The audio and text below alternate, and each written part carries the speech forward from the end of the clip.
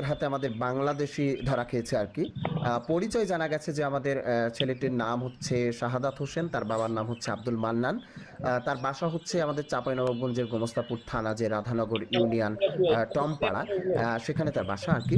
তো যাই হোক, ধারণা করা হচ্ছে যে উনি ইন্ডিয়া গেছিলেন মেবি মহিষ পার করতে। তখনই কিন্তু একজন বিএসএফ তাকে ধরে দেখতে পায়। তখন ওখানকার যে লোকাল লোকজন ছিল ইন্ডিয়ান, তারা কিন্তু ধাওয়া করে ধরে এবং বাকিজন পালিয়ে গেছে এরকম ধারণা করা হচ্ছে। এবং তার উপরে হয়তো বা শারীরিক নির্যাতন করা হয়েছে ক্যামেরা বন্ধ করবার পর। আপনারা ভিডিওটি দেখুন। ধর বাকিগুলোকে ধর।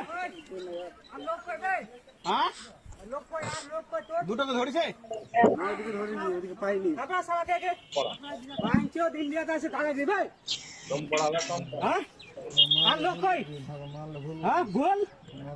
শালাকে মারি শেষ করে দেবো এখন। আর লোক কই, তোর লোক কই বে?